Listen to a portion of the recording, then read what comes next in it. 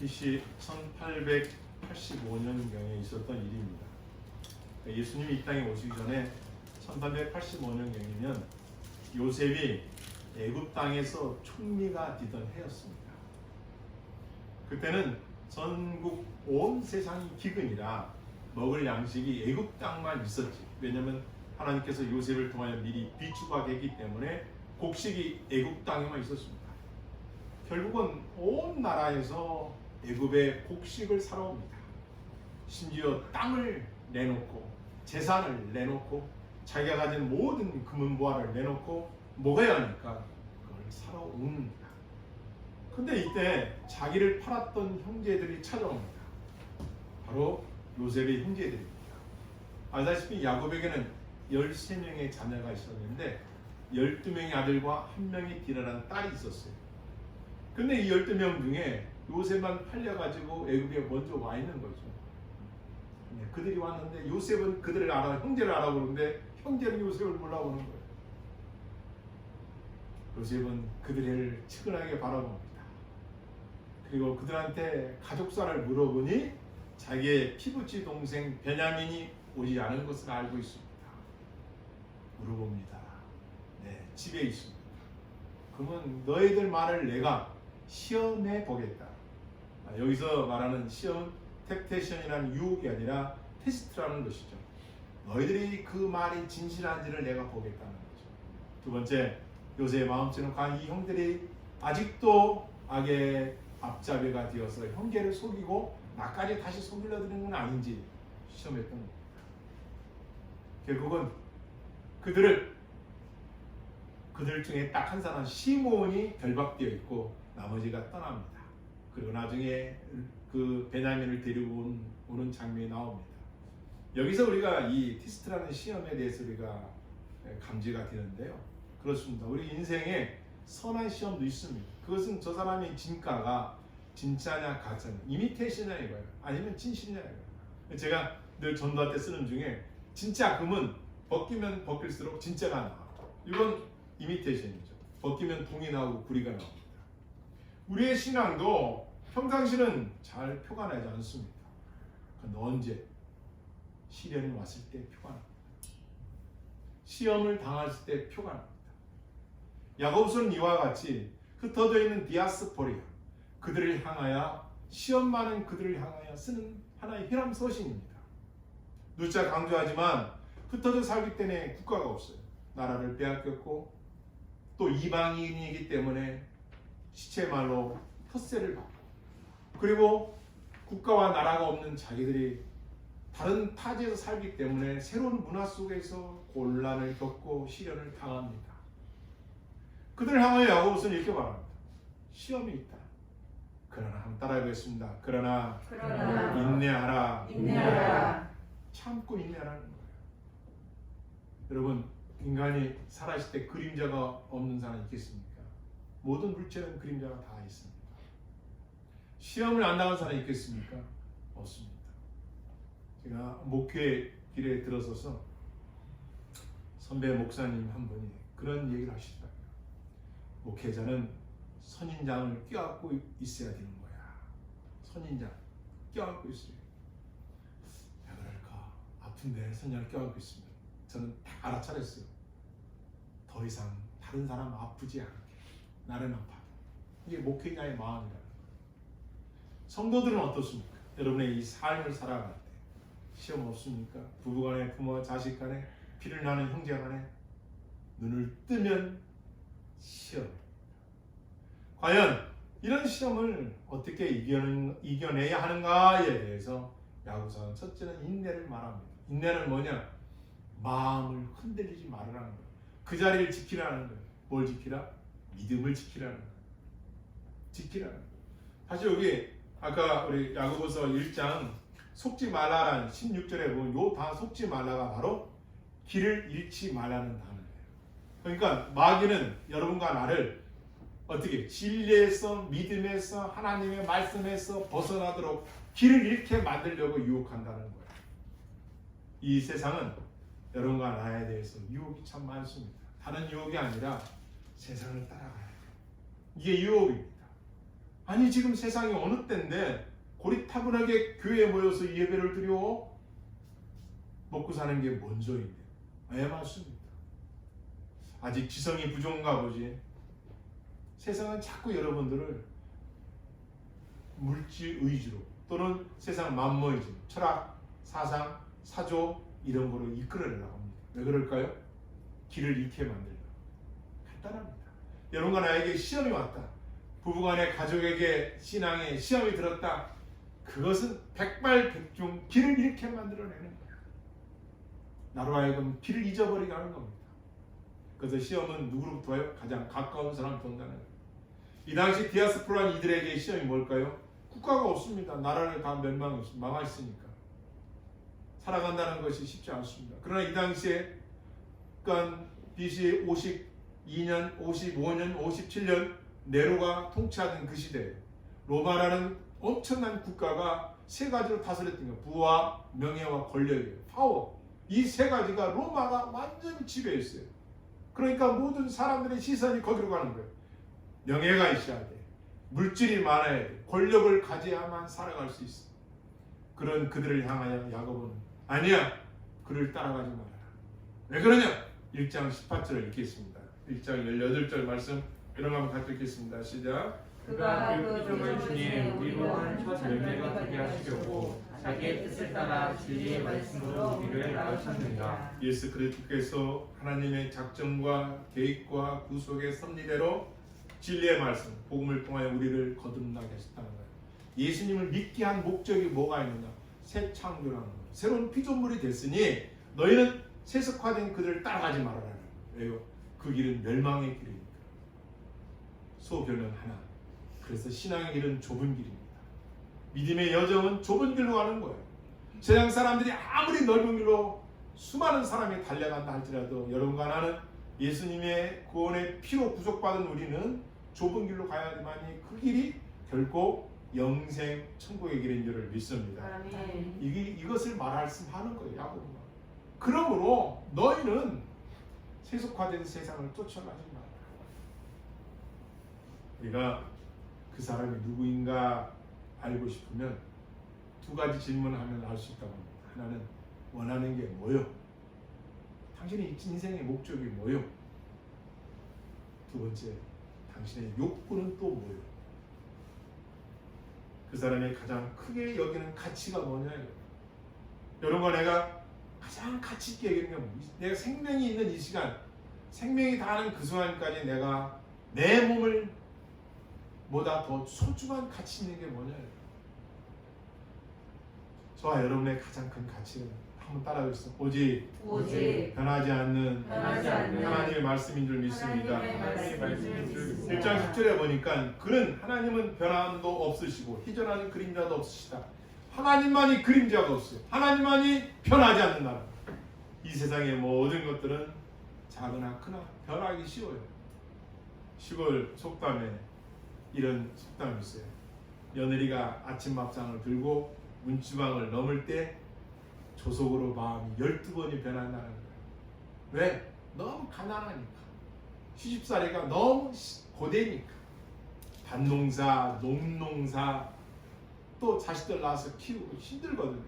조속으로 변한다는 거예요. 밥상을 들고. 그것처럼 우리 인생도 참 변하기 쉬운 게 마음이에요. 조금 사랑받고 존경받으면 온 세상이 내 것 같은데 조금 어려움이 오고 시험이 오고 환난이 오고 시련이 오면 뭐요? 낙망하고 좌절하고 포기하고 싶고. 따라했습니다. 포기도 연습입니다. 자꾸 만든다는 거야. 포기는 하지 마라. 야고보사들은 흩어진 유대인들을 향해 또 그리스도를 예수 그리스도를 믿는 그들을 향해서 너희가 시험을 만나거든 이러한 새 창조로 새로운 피조물들 너희이기 때문에 세상을 따라가지 말라. 그래서 인내하라.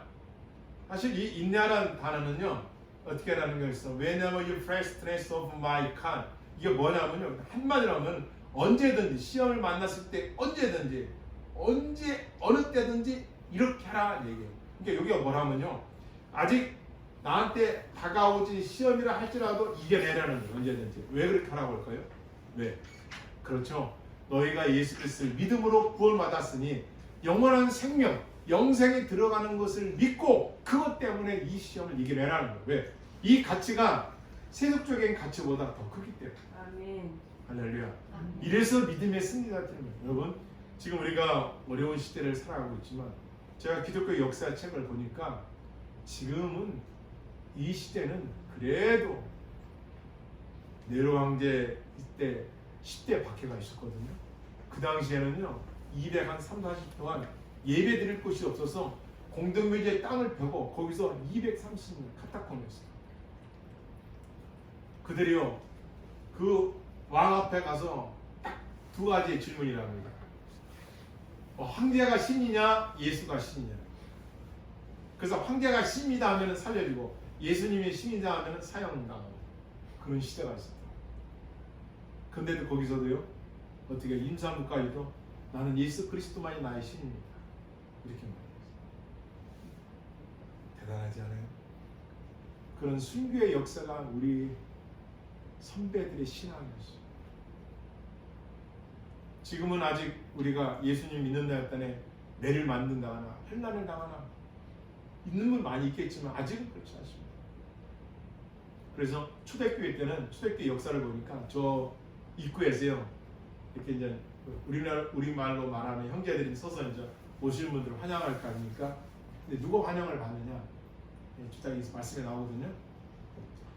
부자들이 환영받거나 외모에 좋은 옷을 입고 또 화려한 분들이 환영하는 게 아니라 온갖 우거지상이고 머리 상처나고 팔 기부스하고 쩔룩거리고 막 이런 사람들이 박수를 받았다는 거예요. 왜? 환난을 이기고 나왔구나. 이 사람들이 박수를 받았다는 거예요. 그런데 야고보서에 보면 뭐요? 두 가지 이야기가 있어요. 하나는 부자 이야기입니다. 성경에 나와요.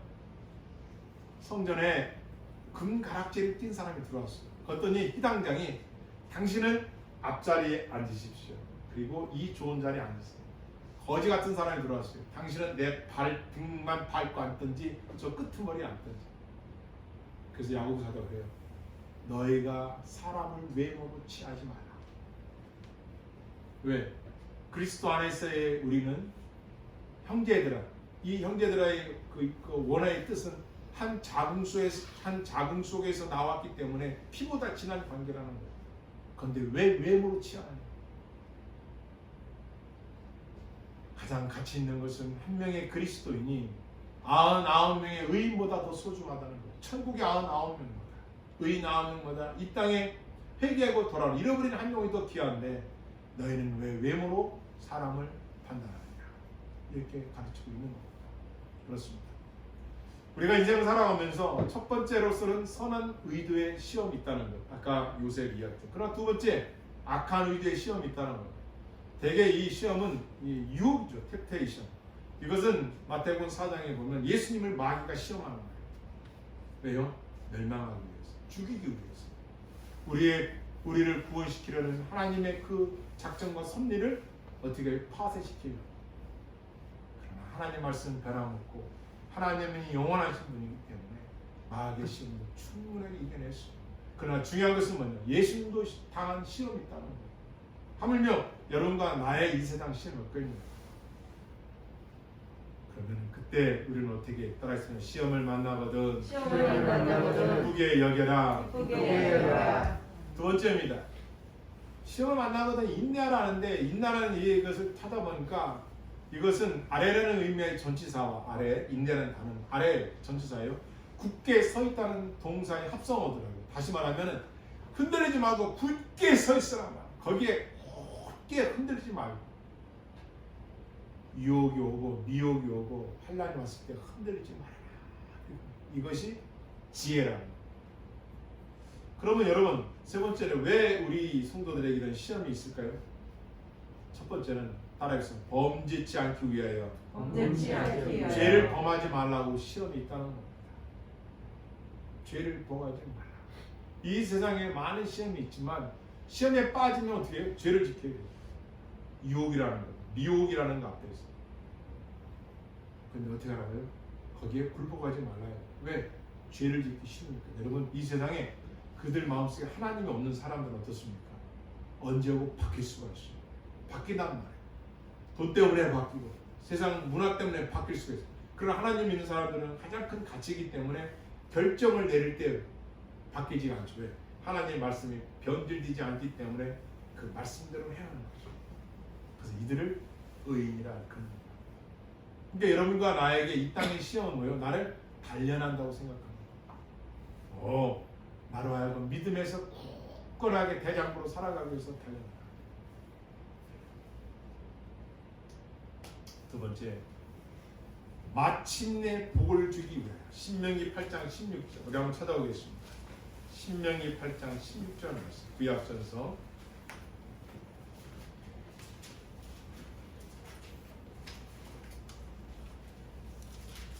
보겠습니다. 8장 16절 말씀, 구약 275쪽에 있습니다. 함께 읽겠습니다.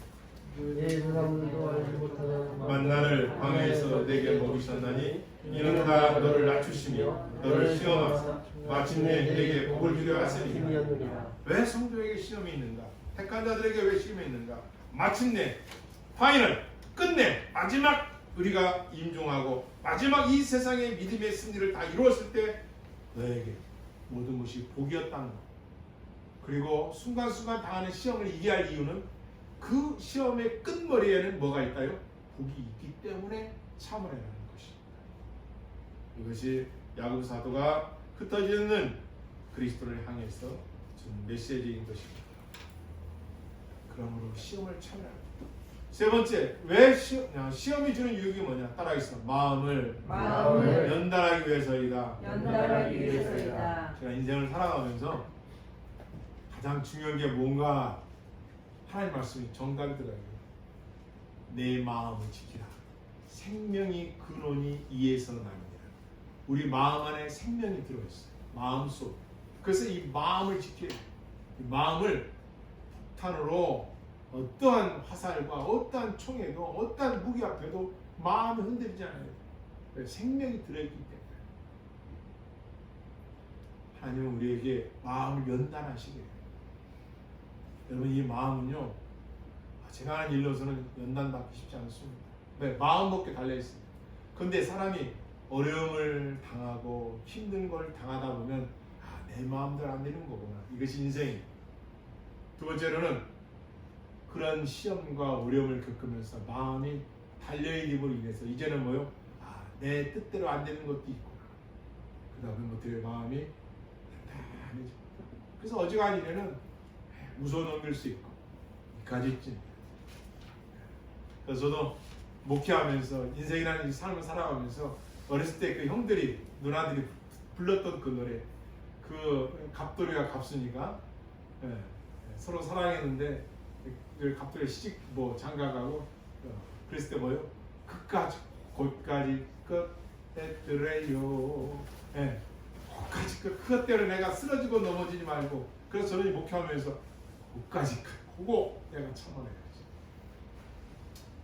마음 먹기 달린 거.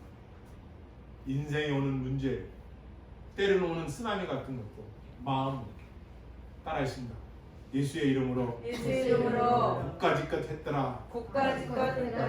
자, 그럼 이렇게같이 시험을 참아내면 네 번째 무엇이 있느냐 한번 보겠습니다. 야고보서 1장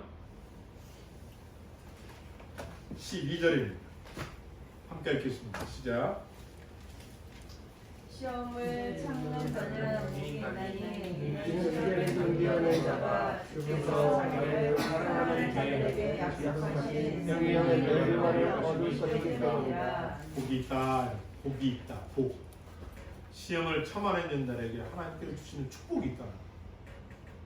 놀랍지 않습니까? 인생의 문제, 우리가 믿지 않았더라면 인생의 문제 앞에서 참아낸다 한들 복이 오겠습니까? 여러분, 로또 있죠, 로또. 저번에 그 수기를 쓴 사람이 있더라고요. 로또에 당첨이 됐는데 어떻게 해요? 만사가 다 불행해져 버려요. 그 돈은 벌었지만 만사가 다 불행해져 버려요. 여러분, 우리가 세상에서 추구하는 복이라는 단어와 그리스도 안에서 참된 복은 뭐예요? 마음이 가난한 자는 복이 있나 이렇게 말씀해요. 놀랍잖아요. 세상에서 말하는 그 복이 아니라 마음이 청결한 자는 하나님을 볼 것이지. 이게 복 있는 사람이에요. 그럼 먹고 마시는 건 뭡니까?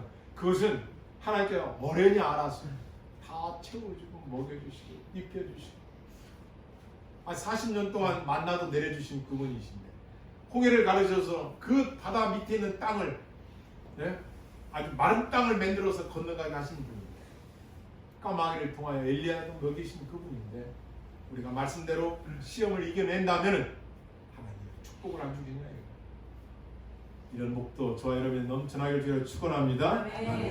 따라하겠습니다. 시험을 참는 자는 생명의 면류관을 얻으리라. 스테파노스 42.19km 뛴 마라톤 1등한 자에게 쓰여진 스테파노스 그의 월계수로 만들어진 그 월계수로 만들어 놓은 거거든요. 머리에 쓰는 거 그거 썩잖아요. 얼마 있으면 썩어요. 우리나라 손기정 선수도 그거 썼잖아요. 그거 썩습니다. 그런데 여기서 말하는 생명의 멸관은 하늘나라에 하나님이 상급을 주시겠다. 네가 이 땅에서 참고 인내하며 말씀을 이겨냈으면 하나님이 상급을 주겠다. 그러므로 너희는 그 시험을 미래적으로 이겨내라고 약속의 말씀을 우리가 하신 겁니다. 생명의 멸관이 있다는 거예요.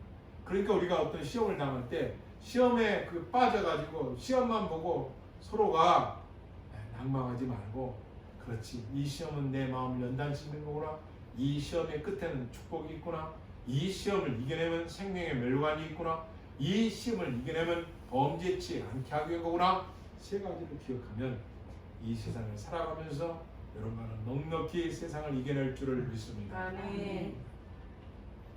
사실 시험의 원인을 어디서 오는가 다 욕심이라는 거죠. 욕심. 다 이것은 나의 욕심 때문에 그런 시험을 당한다. 남의 것을 탐으려는 것도 내 욕심이라는 말 만족하지 않기 때문에 여러분의 이 세상은 모든 물질을 주면 여러분 만족하시겠습니까? 없을 겁니다. 여러분의 욕구, 여러분의 그 리드, 여러분 그 바라고 원하는 것들을 다 채워준다 해도 만족하시겠습니까? 그것이 전적 타락된 부패된 인간의 본성이기 때문에 정욕이나 또 탐심이나 탐욕이나 욕심 가지고 결코 채워줄 수가 없습니다. 그래서 우리는 고난 당할 때 그 원인을 반드시 분별해야 되는데 그 원인은 욕심이라는 거예요.